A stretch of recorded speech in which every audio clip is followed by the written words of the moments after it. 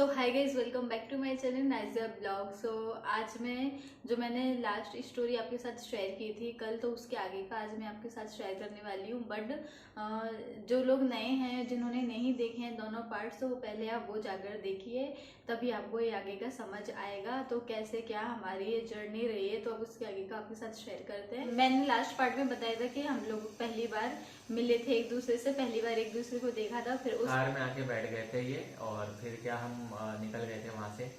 तो हमारी journey start हुई और फिर बैठे 15 मिनट बाद इनको उल्टियों पे उल्टियाँ, उल्टियों पे उल्टियाँ। क्योंकि मुझे कार में सफोकेशन होता है, तो मैंने इनको पहले भी बता रखा था, इसलिए ये फ्लाइट और उसका वो सोच रहे थे कि गाड़ी में प्रॉब्लम होती है और ट्रेन से इनको सफ़र पसंद नहीं है करना, ट्रैवल। तो मैंने कहा मुझसे तो 1 घंटे भी मैं ट्रैवल नहीं कर सकती, क्योंकि मुझे बहुत ज़्यादा सफोकेशन होता है, ग्लास बंद करना पड़ता है क्योंकि एसी चलती है उसमें। उससे तो मुझे और भी ज़्यादा मतलब वॉमिट होने लगती है, सर भारी होने लगता है। तो वही मेरे साथ हुआ। फिर 15 मिनट में कम से कम अच्छे से बैठी होंगी। उसके बाद अब मेरे साथ क्या हुआ पूरा ये बताएंगे, क्या क्या झेला इन्होंने। फिर हम थोड़ी देर बाद निकले तो इनको उल्टियों पे उल्टियाँ हुई कि रास्ते में हर 10-10 मिनट में गाड़ी रुकवाते, हर 10 मिनट में। हम लोग एसी गाड़ी में एसी चला के भी विंडो ओपन करके जा रहे थे। ऐसी हालत हो गई थी कि हम विंडो क्लोज ही नहीं कर पा रहे थे। अब ये मुझसे बोल रहे हैं कि जब हम आए थे तब पता ही नहीं चला, इतना लंबा ट्रेवल इतनी आसानी से हो गया, एसी में आराम से बैठने तो कोई प्रॉब्लम नहीं आती, पर मेरे साथ गए ना तो इनका डबल टाइम वेस्ट हुआ। क्योंकि हम लोग जब गए थे ना तो हम लोग सुबह निकले थे और 12 घंटे का ट्रैवल हमने 9 से 10 घंटे में ही पूरा कंप्लीट कर लिया था, क्योंकि हम पूरी गाड़ी पैक करके गए थे। तो उसमें क्या, गाड़ी की थोड़ी स्पीड अच्छी बनी रहती है। अगर विंडो खुल जाती है तो गाड़ी की स्पीड थोड़ी कम हो जाती है।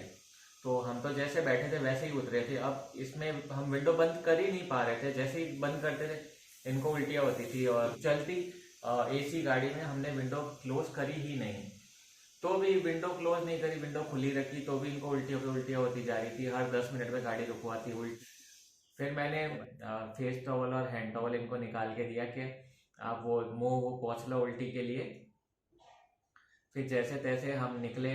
चलो उल्टी भी हो रही थी, रास्ते में हम गाड़ी रोक देते थे। गाड़ी रोकना रुक भी नहीं पाई, इतने में मुझसे कंट्रोल नहीं हुआ और मैंने मतलब वॉमिट कर दी। अब उससे, और हवा भी चल रही थी, नवंबर का टाइम था तो ठंडी ठंडी हवा चल रही थी, सर्दी का भी मौसम था और सफोकेशन हो रहा, मुझे पता नहीं क्या हो रहा था और थोड़ी टेंशन भी थी। तो ऐसी मैंने वॉमिट की कि पूरा जो बाहर का गेट था सब कुछ खराब हो गया, पूरे मेरे कपड़ों पर आ गई। मतलब मैं बता नहीं सकती, इतना बेकार पूरे बॉडी में से मेरी वो स्मेल उसी की आ रही थी।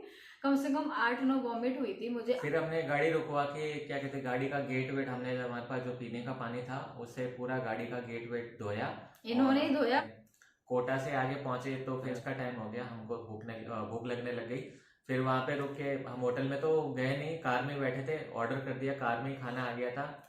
2 सब्जी मंगाई थी और रोटी वोटी मंगाई थी। इनको तो टेंशन की वजह से मतलब कि कुछ खाया ही नहीं है इन्होंने, मुश्किल से आधी या एक रोटी खाई होगी। इन्होंने बताया कि क्या खाना है, मेरा तो कुछ ऐसा खाने पर ध्यान नहीं जा रहा था, टेंशन इतनी ज्यादा थी, ऊपर से तबीयत भी खराब हो गई, वॉमिट। तो फिर इन्होंने बोला शाही पनीर मंगा लेते हैं। मैं कहा हाँ ठीक है, मुझे पसंद है।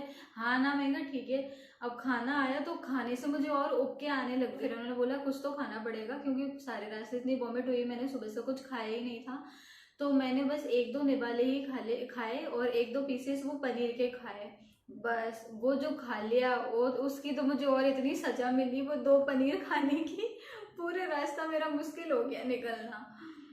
मैंने यहाँ से निकलने के पहले गाड़ी में सब कुछ था वैसे खाने के लिए, चिप्स, हाँ, बिस्किट, ये सब मिठाई लेकर गए विठाई, थे, फ्रूट्स। फ्रूट्स सब कुछ रखा पर था। कुछ खा ही नहीं रही है। तो मैंने कहा कि अब लंच है तो खाना खा लेते हैं। खाना मंगाया, खाना भी नहीं खाया। कोल्ड ड्रिंक्स रखी हुई थी। कोल्ड ड्रिंक्स पिला दी इनको तो भी कुछ नहीं हुआ। फिर आधे क्या कहते हैं, खाना खा के जैसे ही हम निकले, मुश्किल से 15 मिनट भी पूरे नहीं हुए होंगे, फिर इनकी वो उल्टियाँ शुरू। और जितना शाही पनीर खाया था वो सब खाए, वापस बाहर एक हो दो गया। निवाले तो खाए थे, तो उसके और वो हो गया।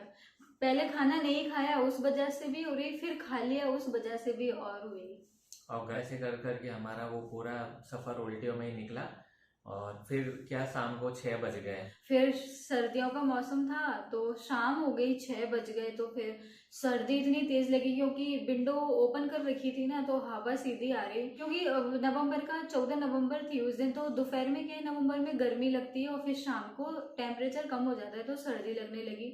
और फिर मेरी बॉडी भी थोड़ा बीमार हो जैसी हो गई। तो फिर एक क्या फिर ब्लैंकेट? रास्ते में एक बाइक पे ब्लैंकेट बेचने वाला दिखा हमको, तो हमने गाड़ी रुकवाई और उसी से वो ब्लैंकेट खरीद लिया उसी टाइम। फिर इन्होंने मुझे दे दिया कि अब इसको तुम ओढ़कर आराम से रेस्ट करो, जिससे तुम्हारी बॉडी को रिलीफ मिले। फिर वहां से निकले, फिर रास्ते में हम एक दो जगह चाय वाय पीने के लिए रुके। ये तो चाय पीती नहीं है, ना चाय पीती है ना दूध पीती है। इनको कितना भी कुछ भी बोल दो, ये रास्ते में मतलब कुछ भी नहीं खाया सिवाय पानी के, ना कुछ खाया और ना ही कुछ पिया। बस ये गुमसुम बैठी हुई रही थी मैं। ये अपने टेंशन में ही चल रही थी। हम लोग पहुंचे। अब मेरे प्लेस पे पहुंचने से तकरीबन 10 से 15 मिनट पहले जरा सा मेरे फ्रेंड का थोड़ा सा क्या कहते हैं, एक्चुअल में बारिश हो रही थी उस टाइम और अंधेरा भी काफी था। जरा सा उसके मतलब क्या थोड़ा सा ध्यान भटक गया और गाड़ी थोड़ी सी डिवाइडर पे चढ़ गई थी। तो डिवाइडर पे चढ़ने की वजह से गाड़ी का टायर पंचर हो गया और प्लस उसका वो जो क्या कहते हैं व्हील था वो थोड़ा बेंड हो गया था।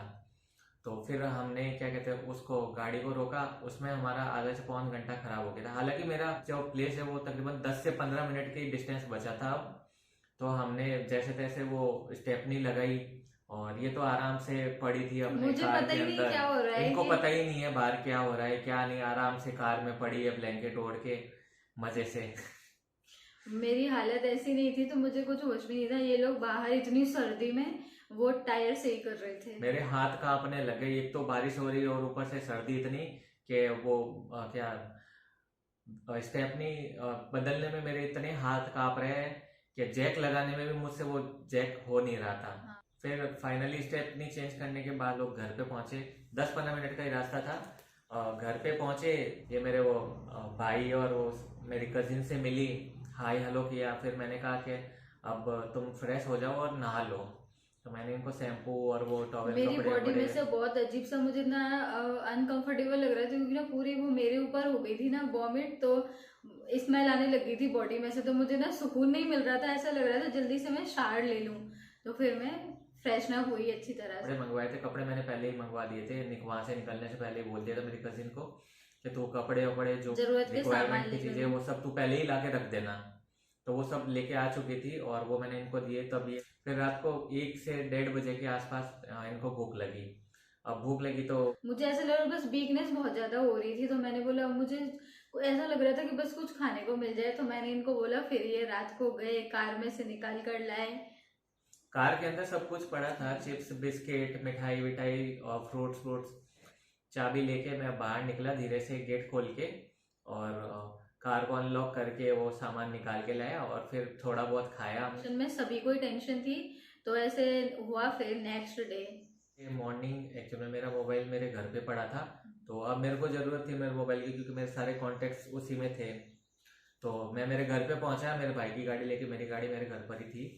तो वहां से मैंने वो क्या कहते हैं मोबाइल लिया मेरा और फिर मैंने जैसे तैसे अर्जेंट में इनके लिए शादी का लहंगा अरेंज किया था। तो वो लहंगा भी मैं वहां से लेके निकला और फिर अब मैं जैसे मेरे घर पे पहुंचा तो मेरे मम्मी पापा ने बोला कि तू इतनी जल्दी कैसे आ गया। मैंने कहा अब मेरे को बहाना तो बनाना था क्योंकि मैं बोल के तो मुंबई का गया था। तो मैंने कहा कि वो थोड़ा काम खत्म हो गया इसलिए थोड़ा जल्दी आ गया मैं। और बहाना भी बना दिया कि वहाँ पे थोड़ा बारिश वारिश हो रही है और वहाँ क्या सर्दी ज़्यादा पड़ रही है। ऐसे मैंने बहाना लगा के मैंने कहा मैं जल्दी आ गया। और फिर वापस बोला कि मैं जब निकल रहा कि अब कहाँ जा रहा वापस। मैंने कहा कुछ दिन मैं अपने भाई के यहाँ पे रहूँगा, थोड़ा उसको काम है मुझसे। तो ये बहाना बना के मैं निकल गया वहाँ से। फिर क्या कहते हैं इनका लहंगा लेके मैं वहाँ से निकला और मेरे भाई के यहाँ पे पहुँचा। सब तैयार हुए तो तकरीबन 9:30-10 बज गए थे। तो मैंने मेरे फ्रेंड को फ़ोन कर दिया कि क्यों अब खाना तो बन नहीं सकता था इतनी जल्दी। तो उसको मैंने बोल दिया कि तो रास्ते से कुछ नमकीन नमकीन खाने के लिए लेके आ जाना। फिर वो सब खा के कर रखा था आज की शादी करने का। 15 नवंबर हो चुका था उस दिन। तो उस दिन उसी के लिए फिर हम सुबह रेडी हो रहे थे सभी। तो ये तो क्या तो जो मैं रेडी हुई, जो कजिन थी वो मेरा तो दिल नहीं कर रहा था कुछ भी करने का, तो उन्होंने मुझे थोड़ा बहुत तैयार किया। उसके बाद फिर जो मैंने रोना शुरू किया, वही मैंने जो रोना शुरू किया, इनके घर में जितने मेंबर्स थे ना उस वक्त वो भी सब थोड़ा थोड़ा रोने लग हाँ गए सब इनको देख के। इमोशनल हो गए। और मतलब इमोशनल हो गए। और फिर फिर माहौल ऐसा हो गया, मतलब बहुत ज़्यादा टेंशन हो गई थी मुझे, तो मेरा मन खराब हो रहा था बहुत ज़्यादा। बस यही बोल के रो रही थी, घर वालों की बहुत याद आ रही है। ऐसा मतलब ऐसा मैंने लाइफ में नहीं सोचा था ऐसा होगा। बहुत टेंशन में थी और बहुत ज़्यादा रोई मैं उस दिन। जाके सभी ने समझाएं कि बोला कि ऐसे रोगी तो ऐसा लग रहा है कि ज़बरदस्ती तुम्हारे साथ कर रहे हैं हम, ये तो फिर गलत है। तो फिर उन्होंने मुझे समझाया कि जो भी अभी भी टाइम है ऐसा वैसा। फिर मैंने कहा नहीं, मैं कहा मुझे घर वालों की याद आ रही। तो बोल रही है अब ऐसे सिचुएशन में तो हैंडल करना पड़ता है, कोई नहीं, सब ठीक हो जाएगा बाद में। उन्होंने मुझे उस टाइम पे जैसे तैसे करके इन सबने मेरे को मना लिया, तो मैं फिर चुप हो गई। फिर उसके बाद हम लोग निकले ऊपर। आज इनको कार में बैठाने से पहले ही वॉमिट की टेबलेट दी थी तो टेबलेट उस टाइम भी थी, पर उस टाइम वो असर असर नहीं नहीं करी। हुई। तो फिर हम लोग निकले तकरीबन 10 साढ़े 10 बजे यहाँ से निकले हम। तो प्लेस कौन सा था ये मैं आपको बता नहीं सकता।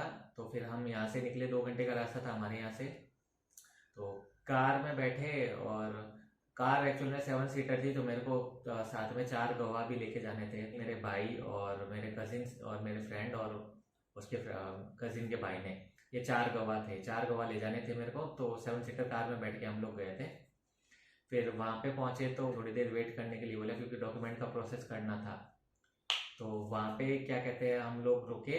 उसके बाद हमको ले जाके फिर वहाँ पे ड्रामा शुरू हो गया। जो जो इनको डर था ना, वो 2 महीने से मैं जो शुरू हो जाती थी फैमिली फैमिली, मैं वहां पर फिर शुरू हो गई। एक तो मैंने बताया आपको कि पूरे रास्ते भर से टेंशन में थी, फिर सुबह भी रोई रेडी होने में। उसके बाद मतलब मेरा किसी चीज में मन नहीं लग रहा था, पता नहीं क्यों टेंशन हो रही थी, रोने लग गई फिर से मैं। बस ये बोल रहे कि फिर वही शुरू हो गया। ये मेरे से बोलने लग गई कि मुझे नहीं करनी शादी, मुझे वापस घर पे जाना है।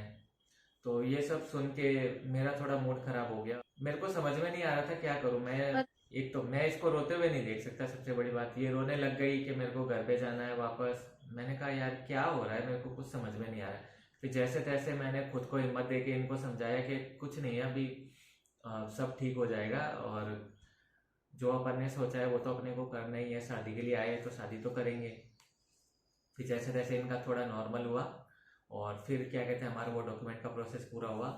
क्या लीगल फॉर्मेलिटीज जो भी थी वो पूरी हो गई सारी। उसके बाद क्या कहते उसमें हैं, बहुत टाइम लगा था टाइम। फिर फाइनली शादी का जो भी प्रोसेस था वो पूरा कंप्लीट हुआ। तकरीबन उसमें हमको बज गए थे 7 से 7:30 बज गए थे। फिर शादी कंप्लीट होने के बाद में 7:30 बजे हम वहाँ से निकले। तो लॉयर भी उधर ही थे, वो लॉयर भी उधर ही आ गया था, उसने सारी फॉर्मेलिटीज कंप्लीट करवा दी थी। फिर आधा हाफ पेमेंट मैं उसको कर चुका था, फिर हाफ पेमेंट बाकी था। तो फाइनल का जो हाफ पेमेंट करने के बाद में वो सर्टिफिकेट लेना था शादी का हमारे। तो हम निकलने के रास्ते में उसने वो सर्टिफिकेट भी हमको दे ही दिया हाथों हाथ के, ये आपका मैरिज का सर्टिफिकेट है। वो लेके हम लोग निकल गए वापस। तो वहाँ से निकल गए, फिर हम घर के लिए निकल गए। फिर हम निकलने के बाद में मेरे फ्रेंड की एक जगह मन्नत मांगी हुई थी कि अगर मेरी शादी सब अच्छे से हो जाए तो हम लोग वहाँ पे आएंगे। तो वो रास्ते में पड़ती थी। फिर हम लोग वहाँ पे पहुँचे, तो वहीं पे हमने अपने फ़ोन स्टार्ट किए थे। बाकी सुबह से हमने फ़ोन स्विच ऑफ कर रखे थे। तो हमने फ़ोन स्टार्ट किए तो वैसे ही मेरे पास और इनके पास, इनकी फैमिली के कॉल्स और वो मैसेज आना शुरू हुए। मेरे को ये समझ में नहीं आ रहा है कि मेरे ये वाले नंबर उनके पास पहुँचे कहाँ से। फिर बाद में सोचा कि क्या पता उन्होंने कॉल डिटेल निकलवा ली हो, उसमें से मेरा नंबर आ गया हो, तो वो कोई बड़ी बात नहीं है। कॉल से मैसेज आने लग गए। और फिर जैसे हम वहाँ से निकलने वाले थे, उन्हें कहा कि यार ऐसे तो कॉल्स आते रहेंगे सब कुछ। और रिलेटिव्स थे रिलेटिव मेरे। के यहाँ पे मतलब मोबाइल पे व्हाट्सएप में एक फोटो भेज दिया था शादी का। फिर उनके फोटो पहुंचने के बाद उनकी फैमिली का जो रिएक्शन था वो आपको बाद में यही बताएंगी। वो कैसे था क्या था वो आपको यही वो बताएंगी। पर अभी बहुत अभी आगे। नहीं, वो बाद में हाँ, बताएंगे। अभी जो फोटो पहुंचाया ना, उसके बाद जो अब असली कहानी शुरू थी फैमिली को, तो अब जाके पता चली है, ये वाली बात फैमिली को मिलेगा। फोटो भेजने के बाद उस रात को तो फोन आना बंद हो गया। फिर हम लोग घर पे पहुंचे। मुझे तो फिर मैं वही टेंशन में बैठ गई, घर पर फोटो भेज दिया ना तो क्या होगा। फिर मैंने अपना जो व्हाट्सएप था ना, जो मेरा चलाती थी मैं शादी से पहले, वही मेरा ऑन था। तो उस पर मैसेजेस आ रहे थे मेरे फैमिली वालों के। तो पर मुझे यहाँ पे सब लोगों ने मना किया हुआ था, कुछ प्लेस नहीं बताना कहाँ पर है, बट उनको ये पता चल गया था कि मैं हूँ राजस्थान में हूँ, ये उनको कॉल हिस्ट्री से पता चल चुका था। बट मैं हूँ कहाँ, किस जगह पर हूँ ये नहीं पता था। और उनको कंफर्म नहीं था, उनको पता तो था कि मैं कहाँ का हूँ, वो तो पता लगा लिया लगा उन्होंने, लिया उन्होंने, पर बट उनको कंफर्म ये नहीं था कि इस हम वक्त लोग अभी इसी प्लेस पे है या नहीं है, क्योंकि नॉर्मली शादी करने के बाद में कोई भी उस प्लेस पे नहीं रहता जहाँ का वो प्रॉपर होता है। और हम उसी जगह पर और थे। हम उसी जगह पे थे, हम लोग के या कहीं हाँ, छुप के रहना ये सब नहीं, ऐसा सब कुछ भी सामने। प्रिफर नहीं किया मैंने। तो हम उसी जगह पर थे, जो होगा वो फेस करेंगे अब। तो बस फिर ऐसे ही फिर नेक्स्ट डे हुआ, शादी हो गई 15 नवंबर को। उसके बाद फिर 16 नवंबर स्टार्ट हुई। अब 16 नवंबर को 16 ये नवंबर जॉब का पर चले मैं गए। बताता हूँ, मेरा का जॉब दिन मैं जॉब पे चला गया, और इनको भी मैंने अपनी कजिन को बोल रखा था तो आ जाना, और इनको जो भी उनका सामान अभी इनके पास कुछ था नहीं, तो जो भी रिक्वायरमेंट है वो तो इनको ले जाके मार्केट ले जाके दिलवा देना। तो मैंने थोड़ा सा इनको कैश दिया था और क्रेडिट कार्ड दे दिया था, मैंने कहा जितना हो सके क्रेडिट कार्ड से पेमेंट कर देना। फिर देखिए, अब इतना इंटरेस्टिंग आप सोच भी नहीं सकते, इतनी टेंशन में बैठी थी रात भर। पर दो जब शॉपिंग पे गई थी ना, तो ऐसे धड़ाधड़ 7,500 रुपये का मेकअप लेके आई है ये। 7,500 का मेकअप और 7,500 रुपये के कपड़े लेके आई है। सोचिए, कोई टेंशन में इतना शॉपिंग कर सकता है क्या टेंशन इतनी? में मैंने इतनी खुश होती तो और भी ज्यादा करती। वो बात ये थी कि मैं यहाँ इनके पास आई, तो इनकी जो कजिन थी उन्होंने उसने बोला कि मैं भी फ्री हूँ, तो आपको जो जो रिक्वायरमेंट है ना, आपको जो जो सामान चाहिए एक बार में ही ले लेना, और कि बार बार आना नहीं होगा, तो क्या आप लिस्ट बना ले। तो मैंने अपने हिसाब से मैंने कहा मुझे क्या क्या चाहिए, तो मैं बना लिया, बार बार कौन आएगा क्या। पहुंच गई लिस्ट इतनी ऊपर, तो उसमें मैं क्या करूं। और मेरा सच बात है, ये वाली बात, मेरा ध्यान उस पर नहीं जा रहा था, बट मैंने एक लिस्ट तैयार कर दी थी। वो लिस्ट हमने, जैसे मुझे कुछ मेकअप प्रोडक्ट चाहिए थे तो वहां दे दी, बाकी कुछ कपड़े चाहिए थे वहां। अब 7,500 का बिल बनने के बाद में मेरे को कॉल करके पूछते कितना बिल बन गया, सामान लूं क्या? मैं डर गई, मैंने कहा पता नहीं कैसा क्या रिएक्शन होगा। तो फिर उन्होंने बोला कि तो मैंने कहा कि अब जरूरत है तो ले लो, इसमें क्या है। मेरे को कुछ आइडिया नहीं था मेकअप क्या आता है क्या नहीं आता, कितने का आता है। मैंने कहा मेकअप से मतलब ये नहीं था कि सिर्फ उसमें मेकअप प्रोडक्ट थे, कुछ बॉडी लोशन वगैरह सब, मतलब मेरे पास कुछ भी नहीं था, मैं घर से कुछ लेकर तो आई नहीं थी। और इन्होंने वैसे सामान मंगाए थे, बाकी पूरा तो मुझे ही लेके आना था ना, वैसा कुछ नहीं था मेरी जरूरत का। तो फिर मैं पूरा लेकर आई एक बार में, क्योंकि बाहर बार बार तो मैं अभी इतना निकलना पॉसिबल नहीं था, इसलिए मैंने सारी लिस्ट बनाई।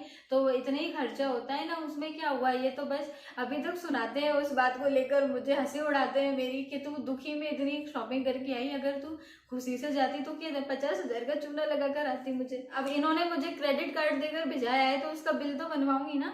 टेंशन अपनी जगह है, पर लिपा पोती भी अपनी जगह है, देख वो भी जरूरी अब है। स्टोरी से ये देख कहाँ निकल गए, स्टोरी पर आओ वापस। क्या करे, दुखती रख पे हमेशा हाथ रख देती है। ये मुझे वो आज तक 7,500 मेरे को अभी भी दुखते हैं। और मुझे पता ही नहीं चला। मैंने कहा ये जो है आप ये दे दो बस, और भाई फ्री करो जल्दी से मेरा, क्योंकि मैं ना फुल टाइम फोन पर लगी थी, मेरे घर वालों के मैसेजेस आ रहे थे और मैं उनसे बात करने में लगी थी। और उधर मैंने अपनी लिस्ट बना के दे दी, मुझे क्या पता उसका बजट कितना पहुंच गया। ऐसे ही होता है शादी के बाद। मैंने पहले ही बोला था इनको, शादी से पहले आप अफोर्ड तो कर पाओगे ना, मैं आपके पास आ रही हूँ। तो इनका फर्स्ट जो इनको झटका मिला मेरे आने के बाद। फिर शॉपिंग करने के बाद में ये उधर ही थे, तो मैंने अपनी कजिन को फोन कर दिया कि चलो मैं इनको पिकअप नहीं करके ले जाऊंगा। तो वहां से मैं पिकअप करके हम लोग घर पे आ गए। रास्ते में हम कुछ खाने वाने के लिए ले लिया, घर आके खाना वाना खाया। फिर इनकी घर वालों के मैसेज शुरू हुई, फिर फिर ये वापस टेंशन में आ गई। और फैमिली मेंबर्स के सभी के एक एक करके आ रहे थे मैसेजेस, और बस वो यही पूछ रहे थे कहाँ पर है तू, और वो अपनी जगह से सारी इंक्वायरी कर रहे थे। बस यही फिर चलता रहा हम 4-5 लोगों को उस दिन। टाइम एक्चुअल में समझ में नहीं आ रहा था क्या करे क्या नहीं करे, और मैं भी इसको टेंशन में देख नहीं पाता था। अब मैंने कहा एक्चुअल में सही तरीका तो ये रहता है कि फैमिली वालों से कांटेक्ट नहीं करना चाहिए, तकरीबन महीना 2 महीना जितना भी हो। पर इन्होंने तो दूसरे दिन से ही अपनी फैमिली वालों से बात करना शुरू कर दिया। ये हमारी गलती बोल दो या क्या कहते हैं, कुछ भी बोलो आप, पर इन्होंने बात शुरू कर दी। मैं क्या करूं, पता है मैं अपनी फैमिली से दूर नहीं रह पा रही थी। मैंने बोला उनको कैसा लग रहा होगा, मैं उनको बता दूं, डांटेंगे कुछ भी करेंगे, मैं उनका रिएक्शन तो जानूं, और जो भी है मैं उनसे बात करूंगी। तो फिर इन्होंने भी, नहीं तो इनकी जगह कोई और होता सीधा बोलता फोन मुझे दे, मतलब फंसने का डर लगता है, कुछ मेरे ऊपर इल्जाम लगा दे। फिर इन्होंने बोला जो होगा देखा जाएगा, अगर तुम्हारी खुशी इसमें है अब मैं निपट लूंगा, जो भी होगा, जो मेरी किस्मत में होगा वो निपट लूंगा सिचुएशन से। बट अभी कर लो तुम बात, जो भी तुमको करनी। इन्होंने मुझे रोका भी नहीं, वरना कुछ लोग ऐसे होते हैं ना। फिर फाइनली अब इनको लाने का जिम्मा सौंपा गया इनके एक रिलेटिव को, क्योंकि घर वालों से तो किसी और से ये बात करती नहीं थी। इनके एक रिलेटिव है, तो उनसे बात करना शुरू किया। और बोलना तो नहीं चाहता, पर ठीक है कि ये ऐसी उनके बातों में आई, ऐसी बातों में आई कि ये एग्री हो गई। मतलब मैं बह गई इमोशनल में कि फैमिली मुझसे बात कर रही है, जो उन्होंने बोला वो मैं मान गई, उनकी बातों में आकर इमोशनल हो गई। इसी बीच में एक बार भाई ने फोन पे इनसे पूछ लिया था आखिर ये प्रॉपर है कहाँ पे, तो और इन्होंने वैसे ही बता दिया इनके भाई को कि हम कहाँ पे हैं। ये हमारी एक सबसे बड़ी गलती थी। मुझे पता है कि ऐसी सिचुएशन में लोग क्या करते होंगे, बट मेरा दिल साफ था। अब मेरी फैमिली भी तो पीछे कितनी परेशान हो रही है ना, वो मुझसे कितना कॉल कर रहे हैं, क्या कर रहे हैं। उनको जो भी होना है मेरे साथ बुरा होगा, मैं वो भी बर्दाश्त कर लूंगी, बट जो होना है हो जाए, मैं उनको परेशान और नहीं कर सकती। मेरे दिल में साफ था, बस अब कोई मुझे बेवकूफ़ बोले, कुछ भी बोले, मुझे नहीं पता। मैंने उनको बता दिया मैं कि जो होना है, जो भी होगा मेरे साथ, इनके साथ हो जाएगा। भाई टेंशन में, डेली टेंशन में, वो भी टेंशन में, हम भी टेंशन में। तो मैंने उसको बता दिया मैं कि अब कुछ तो हो। 15 को शादी थी, 19 को मैंने मॉर्निंग में बता दिया था। और फिर जो 19 को फिर वो जो मेरे रिलेटिव हैं जिनसे मैंने बात की, उन्होंने मुझसे सब पूछा। हमको बाद में, बहुत बाद में पता चला कि इनके रिलेटिव्स जहाँ पे मैं हूँ तकरीबन 3 दिन से उसी जगह पे आए हुए हैं, पर इनको हमारा प्रॉपर लोकेशन नहीं पता था कि हम लोग कहाँ पे हैं। ये चीज़ें मेरे को बाद में पता चली, अब सच है झूठ है वो मैं क्लियर नहीं कर सकता। तो वो बाद में पता चली कि वो लोग इधर ही है 3 दिन से, और हम लोगों को ढूंढ रहे हैं। और उनको भी कंफर्म नहीं था कि हम प्रॉपर इधर ही है नहीं है, जो कि इन्होंने अपने भाई को बता के कंफर्म उनको करवा दिया। ये पता चल गया था कि ये मैं किस सिटी का हूँ। हाँ, तो वो उनको पता चल गया, तो उसी सिटी में वो आ गए। बट उनको कंफर्म नहीं था ये अभी उसी वक्त वहाँ है या नहीं। हम लोग कहीं हम बाहर तो नहीं चले गए, जबकि हम उसी में थे, हम आमना सामने नहीं हुआ। वो कंफर्म इन्होंने करवा दिया अपने भाई को बता के। हम लोग तो यहाँ पे, मैं तो आराम से जॉब पे जा रहा था, मैं कुछ भी छुप के नहीं रह रहा था। अब हमारी बेवकूफ़ी बोलो या क्या बोलो वो पता नहीं हमको। 19 को हमने उनसे मिलने का, उन्होंने बोला था, उसी दिन बात हुई थी मेरी उनसे। उन्होंने बोला कि वो दिल्ली से निकल रहे हैं, फ्लाइट में इधर आ रहे हैं जहाँ मैं रहता हूँ वहाँ पे। तो हम लोगों ने, मैंने दिमाग तो लगाया था थोड़ा बहुत, पर उस टाइम इतना समझ में नहीं आया, क्योंकि वो जहाँ से आ रहे थे वहाँ से मेरे यहाँ की कोई डायरेक्ट फ्लाइट भी नहीं थी, और इतनी जल्दी आना पॉसिबल भी नहीं था। मेरे दिमाग में आया तो था, पर मैंने इग्नोर किया। फिर वो आए और हमको यहाँ पे पहुँचने के बाद में उन्होंने हमें कॉल किया था, मिलने के लिए बुलाया था। और हम रेडी हो गए जाने। कौन कौन आया, कैसे आया, इसके आगे की बहुत इंटरेस्टिंग स्टोरी है जो मैं आपको नेक्स्ट पार्ट में बताऊंगा, क्योंकि ये पार्ट बहुत ज़्यादा लंबा हो रहा है। इंटरेस्टिंग नहीं है, बहुत हॉरिबल स्टोरी है ये, बोलो। मतलब आपके लिए तो इंटरेस्टिंग ही है, हमारे हमारे लिए हॉरिबल है। हमारे लिए, हमारी फैमिलीज के लिए सब। और मैं इसमें कौन सी गलती करने से बचा, ये भी मैं आपको नेक्स्ट पार्ट में बताऊंगा। जो समझ लिए एक बहुत बड़ी गलती करने से मैं बच गया। नेक्स्ट पार्ट में मैं आपको बताऊंगा कि कैसे इनके फैमिली वाले आए, क्या ड्रामा हुआ, तो पुलिस भी इन्वॉल्व हुई थी। ये आपको नेक्स्ट पार्ट में बताएंगे हम लोग। तो तब तक वॉच करते रहिए, शेयर अब ऐसे कीजिए। केसेस में ये तो होता ही है, कानून है किस लिए, इसीलिए तो है, तो और इसलिए इन्वॉल्व करना पड़ा था। आप लोग भी सोच रहे होंगे कि अभी तक पुलिस क्यों नहीं आई है। आई थी, पुलिस आई थी, मैं आपको अपने मना नहीं कर रहा हूँ, पुलिस इन्वॉल्व हुई थी। बताएंगे आपको नेक्स्ट पार्ट में। तब तक बनिए रहिए आप, और लाइक कीजिए, शेयर कीजिए, सब्सक्राइब कीजिए, क्योंकि बहुत ज़्यादा हो रहा है ब्लॉग लंबा। एंड करते हैं, पर नेक्स्ट पार्ट देख लीजिएगा। नेक्स्ट पार्ट में सच में आपको बहुत इंटरेस्ट आएगा। अगर आप जानना चाहते हैं तो कमेंट में मुझे कीजिए, उसके बाद ही मैं आपको बताऊंगी। तो मिलते हैं नेक्स्ट ब्लॉग में जल्द। Bye guys.